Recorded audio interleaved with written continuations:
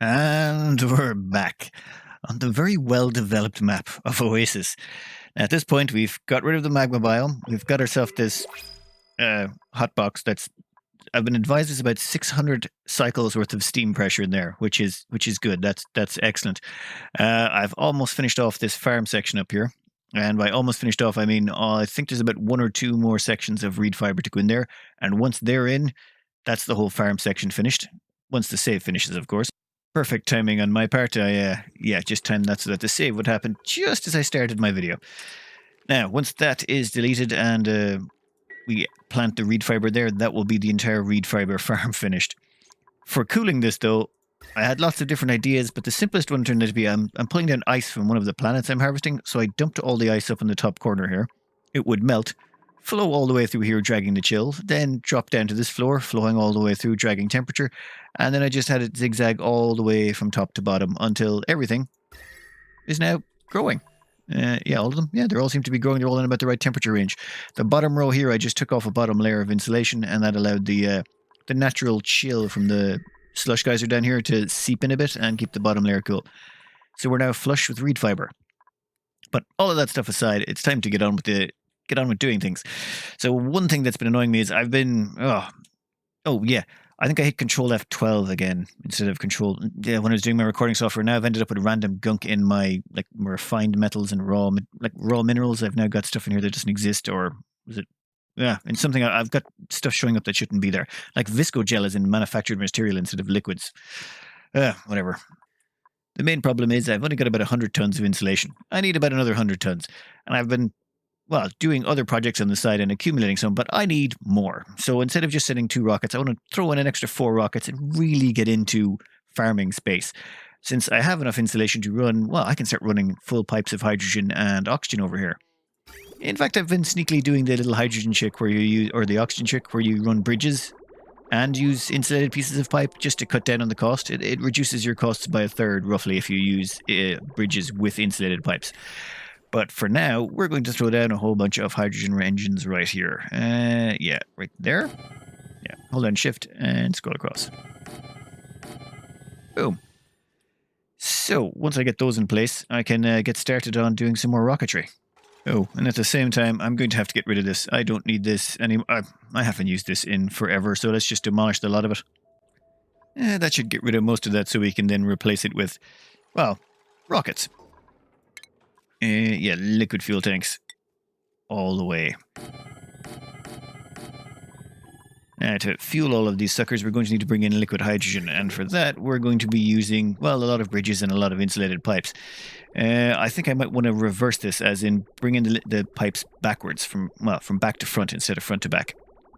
And there we go. It turns out my last layer was just a little bit too high. So I'm going to rip all of the old piping out and put in a new layer along here. For all the bridges, be sure to use obsidian. This can be one of those easy things to forget, but melting points do matter here. Obsidian won't melt when you place it in the rocket exhaust. Its melting point is too high. That's why obsidian is so incredibly useful. So anytime you're using bridges, just by default, I build all my gas and all my liquid bridges out of obsidian.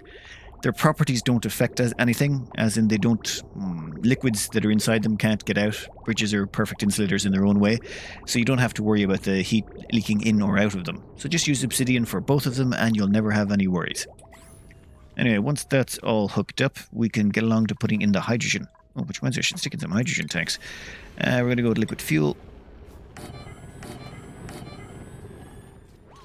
Oh, why won't you... Oh yeah, last one's not built. Yeah, I still never get tired of just placing liquid fuel tanks like that. Right now, I'm just going to deconstruct the old igneous rock or obsidian insulated pipes I was using to bring 1 kilo of hydrogen in here. I want to bring in 10 kilos of hydrogen per second just to speed this whole process along. So I have to delete the one that brought the hydrogen out and the one that brought it back in. There's a lot of large-scale building projects like this you're going to do later on in the game, and it's... I can explain this. You're better off having a good force or a good set of duplicants for doing building and construction, just to get these things done quickly and efficiently. So definitely make sure you've got all your priorities set correctly and you've got a good squad of builders and diggers lined up to take care of problems like this. It just means I can queue up all these pipe deconstructions with the confidence of knowing, they'll get done in a reasonable time frame, and I won't be sitting around here for 10 minutes or 15 minutes waiting for them to complete. So queued up a whole bunch of bridges here. These bridges are what's going to carry the hydrogen over for me. As you can see, it's just a row of bridges all the way back to the hydrogen pump. This just cuts down on the amount of insulation I'm going to waste running at all this distance, because I got to go through and go like this. Now, this is kind of an annoyance because you do have to, well, do these little pipe segments all the way along, and it's very time consuming and yeah, not exactly the most exciting thing in the world. You'd much prefer if you could just stretch a big long pipe and be done with it. And done. Well, I know that's kind of time consuming and slightly annoying, but it is a good way to save on insulation. That only cost me about 40 tons of insulation. It would have cost me about, 60 if I had it done it the normal way. So the price savings can be quite handy, especially when you're trying to get up a large quantity of insulation very quickly, or you're bottlenecked by reed fiber or isoresin, or there can be lots of bottlenecks on getting insulation, trust me. Anyway, this should allow me to bring these up and running quite quickly, so let's do one of my favorite things here and just place down four cargo modules. Yeah. Then we'll throw on 3 rocket silos on top of that. I'll have to do up another one of these dock sections. Yeah, we're going to need 4 more astronauts in here. Oop, wrong one. Much better. You know what? Let's put in all of them right now. We're going to be doing a lot of these. So this should be 20. We're going to need 20 of these to get rid of, to load up all the duplicates we're going to need. Boom. Alright, no need to put in the atmosuit checkpoints just yet. You don't want your duplicates dropping off their suits. As it is, they have an annoying tendency when they come in here to stand around and, waste their breath. Doesn't matter. So I'm walling this up to here as well with a double layered, same thing as I did over here basically. This is double layered bunker tiles because meteors, when they strike at an angle, have a tendency to spawn regolith on the other side of the wall if it's just a single tile thick. So I double layered it, that way it can't break through. The only annoyance is these insulated tiles made of mafic rock. They're there because, the shipping rails. And the shipping rails were dragging too much heat through the bunker tiles with them when they were putting material through, and ice was melting and oxygen was melting. For the time being, I'm just having it all run down here and dumped out into the vacuum of space, and there is some very random stuff there. We have ice, refined carbon dioxide, which is liquefiable, oxygen, solid oxygen, which is liquefiable.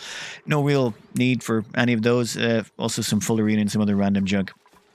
Anyway, I'll skip this forward until the rockets are complete and we can get our hands on some real isoresin. So a few of the more eagle-eyed viewers might have noticed. Yeah, I put liquid fuel tanks on the bottom row.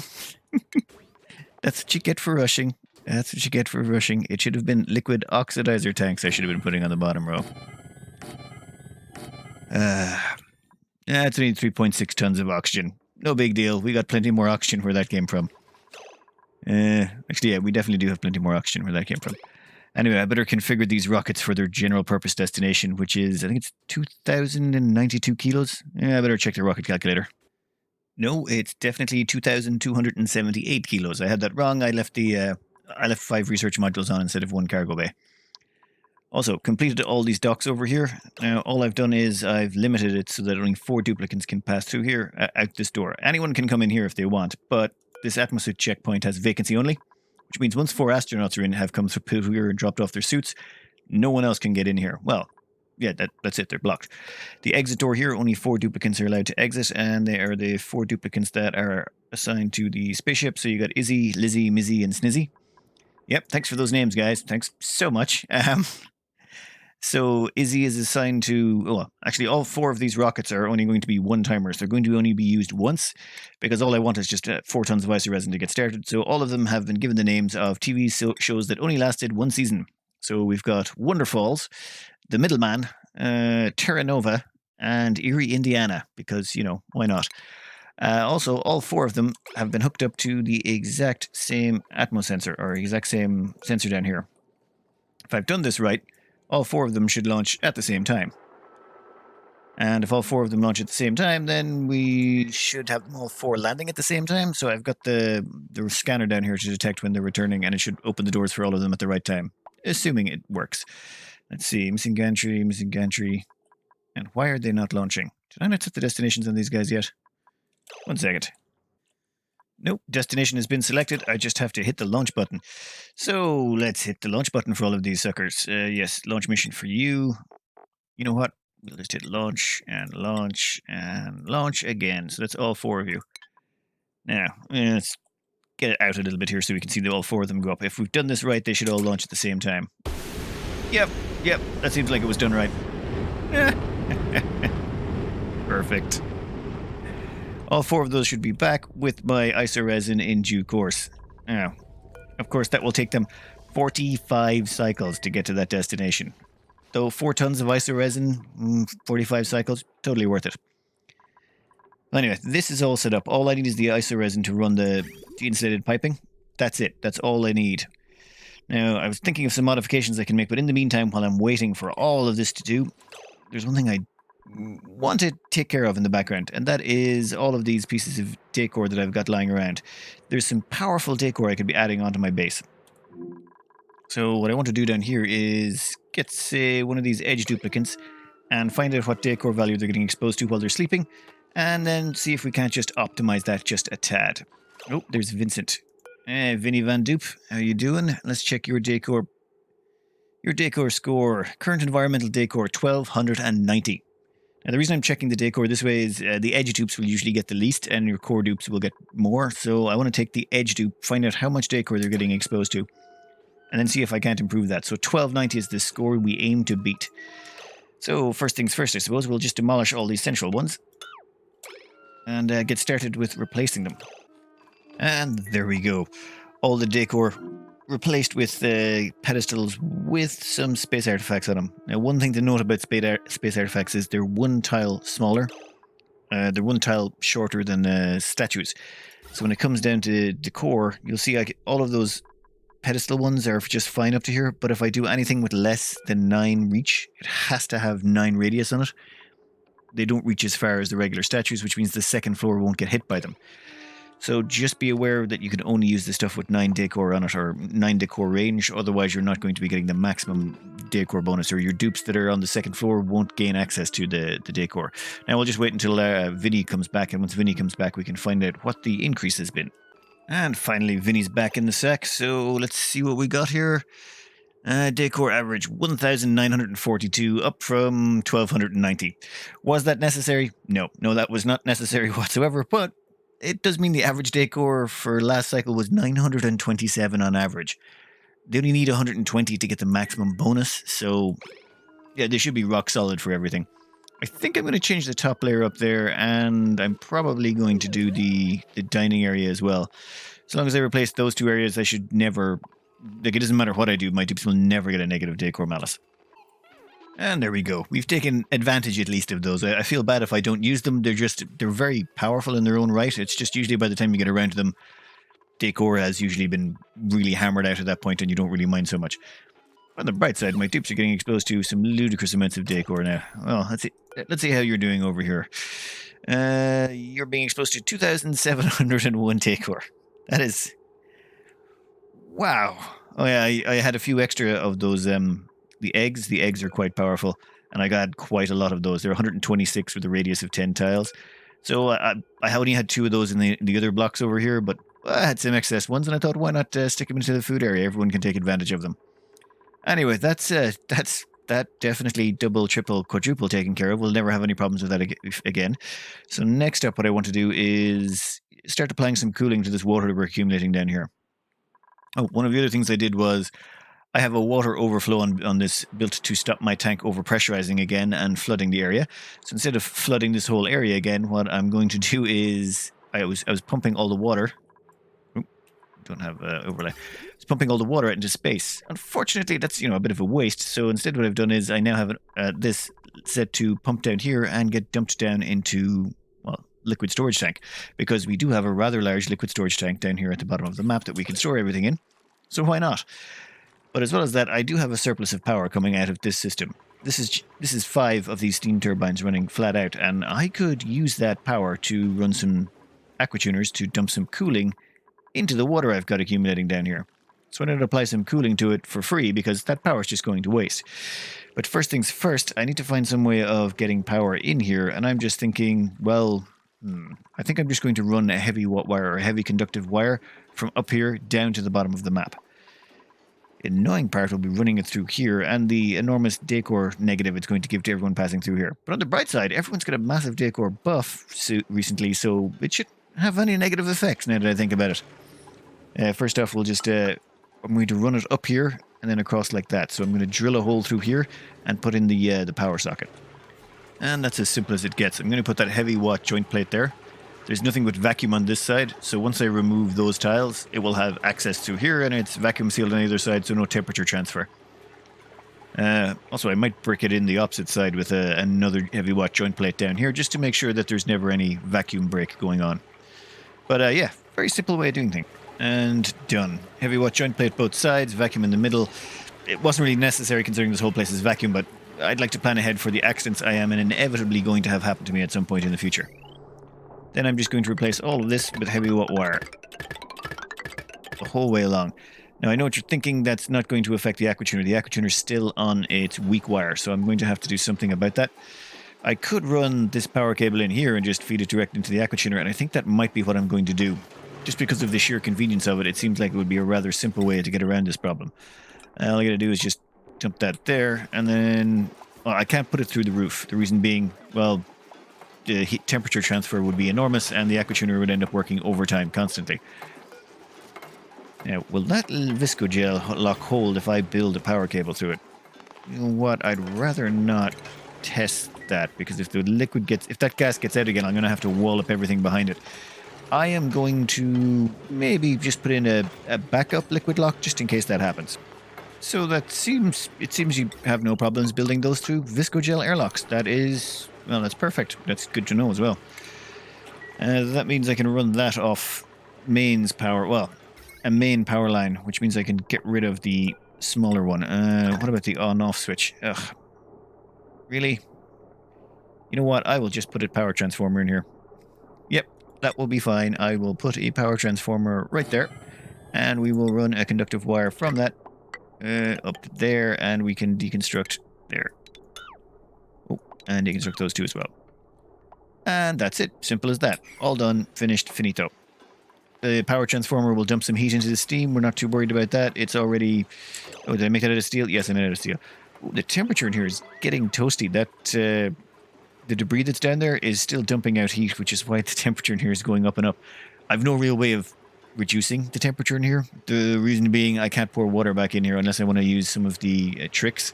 Like I could use the overpressurization trick, as in put a little blob of petroleum on the ground, and then have the water dumped back in on top of the petroleum, and the petroleum would act as lower than 1,000 kilos of pressure. I don't want to do that. I feel it's kind of cheaty.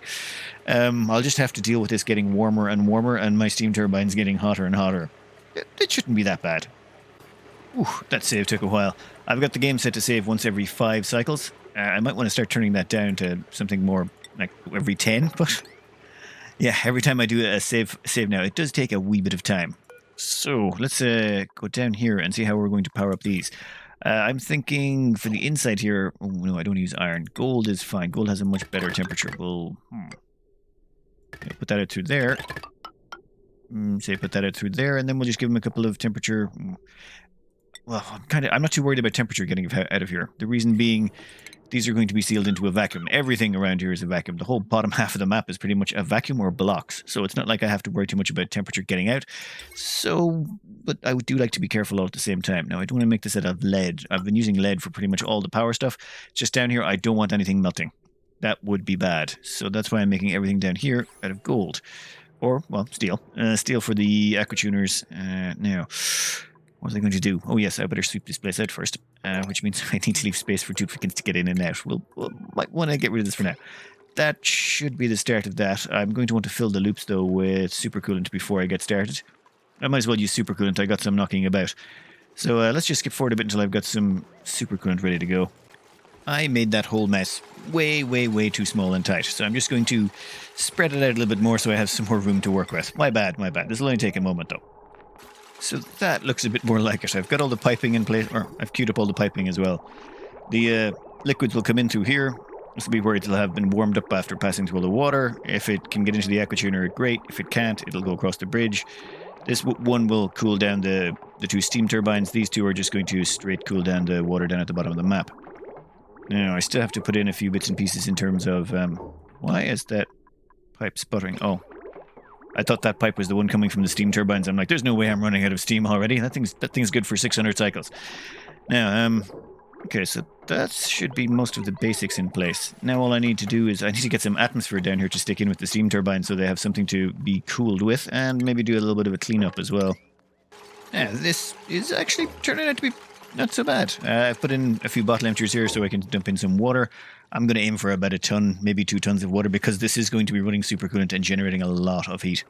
At the same time, I've put temperature shift plates back here to help them dissipate the heat into the steam chamber.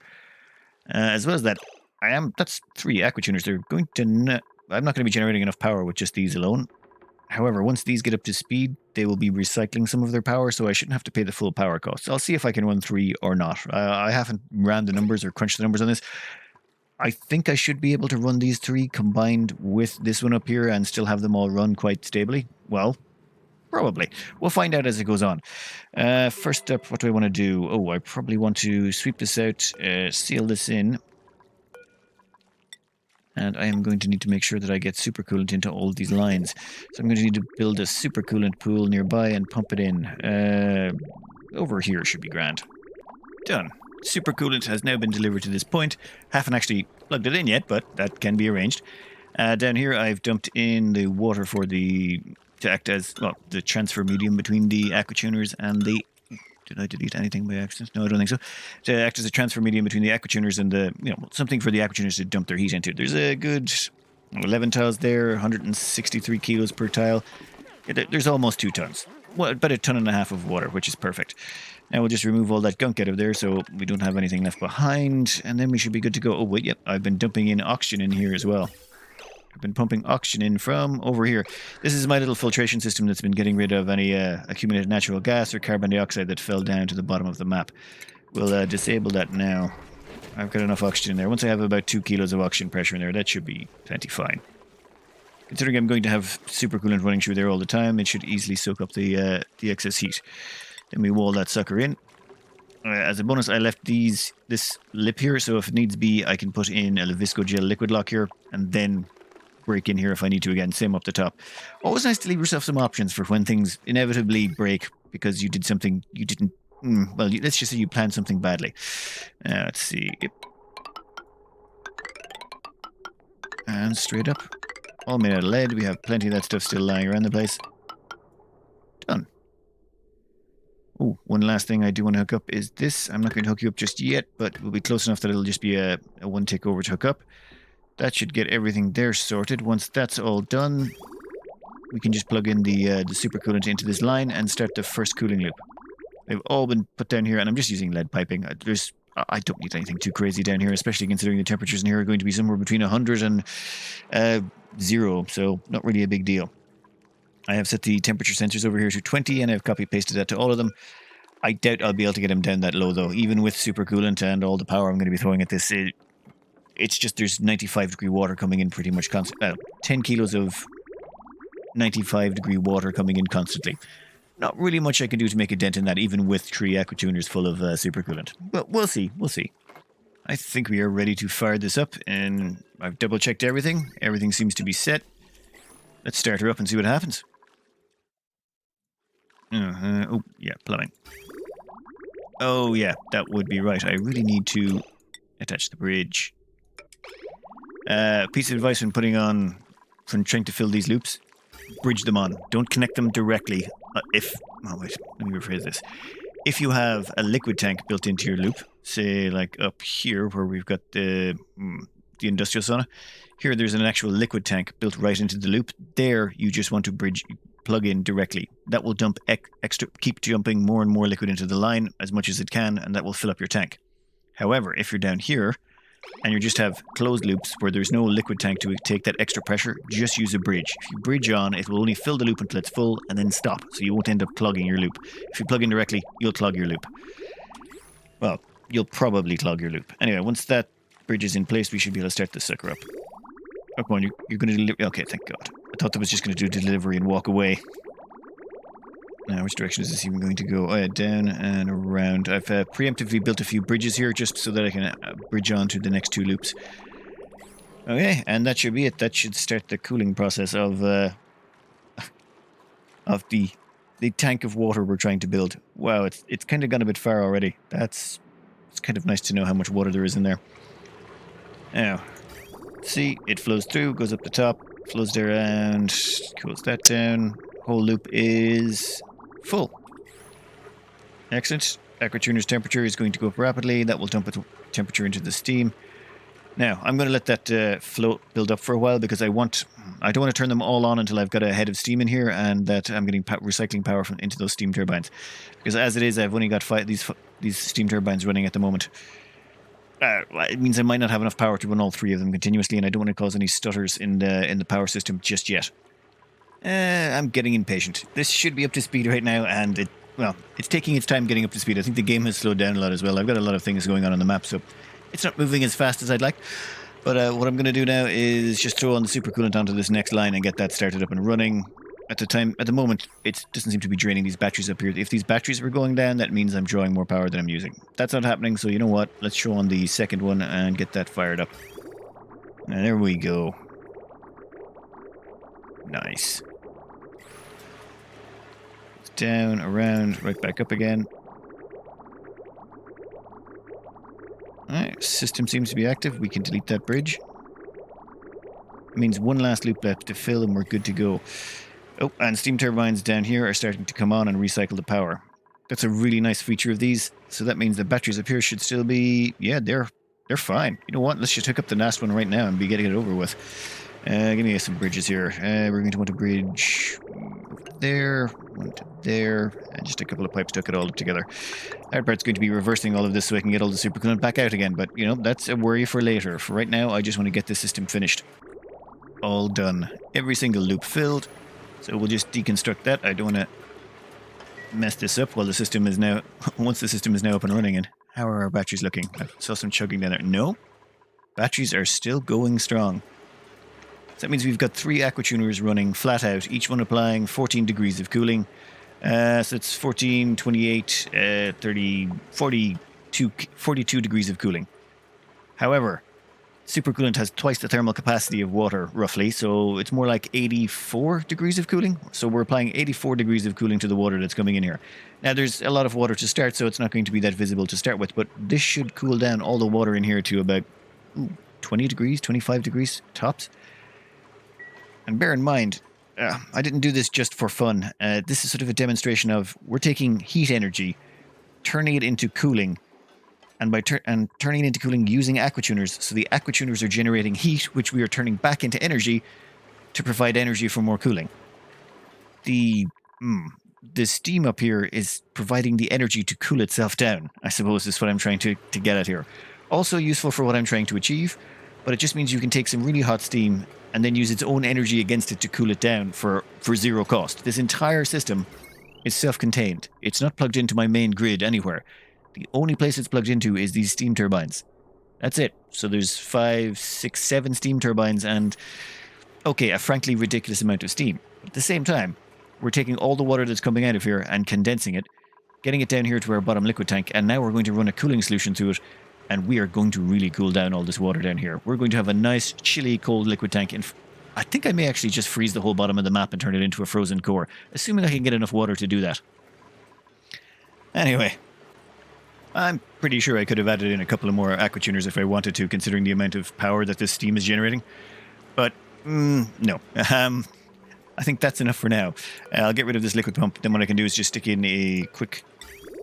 What I'll do is I'll stick in... a liquid vent right here, and I'll dump out all of this. That will allow me to dump out all the supercoolant that's been in these pipes. I don't want to leave this stuff lying around. It is incredibly valuable. And there we go. Lines are all cleared. One last thing about this whole system. Supercoolant is incredibly powerful because of the high thermal capacity. If you look at water, it has a thermal capacity of 4.179. So if you run it in here, the cooling of an aquatuner, the amount of cooling it applies to the liquid is always minus 14 degrees. So you'll be applying minus 14 degrees of cooling to this specific heat capacity, 4.179. But supercoolant has a specific heat capacity of 8.44. It's twice that of water. Well, a little bit over twice that of water. So that means you're dumping twice as much effective cooling into the liquid.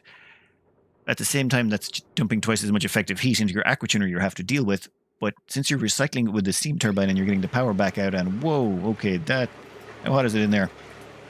Maybe I should have thrown on a third steam turbine. That is a lot of heat. Oops. Let me think about this for a second. Important note to self. Turns out for 3 aquatuners running supercoolant, you want more than 2 steam turbines to handle all the heat. Assuming those aquatuners are running flat out. Yeah, I don't think this is going to get hot enough to melt anything. But I'm going to have to keep an eye on that. Yeah, I should have put in a third steam turbine. Aquatuners really can kick out an awful lot of heat if you're not careful. And there's an awful lot of water down here. It is attempting to cool. Let's see if, the temperature overlay is not really that useful. State change. Let's try state change. Anything? Ah, yes, here we go. So this area is getting cooled down. The temperature overlay doesn't really tell you that much. Once you go above about 70 or 80 degrees, it's just red everywhere. Anyway, I think we'll call it a day at that one. I should have those rockets coming back shortly, and once those rockets return, I can get my hands on the isoresin, and then we can finish off the rocket facilities. I want to queue up the last of the 20 rockets on the next episode. So I'm going to need the names of a few more astronauts. I think the remaining astronaut names I've only got a few votes beside them, so if you have any names of astronauts you'd like to suggest, now's the time. Just stick them in the comments. Whichever astronaut names get the most comments is the ones I'll use. We already have all the Neil Armstrongs. Stop with the Armstrongs, please. Please, for the love of all. Anyway, I hope you enjoyed, and good luck.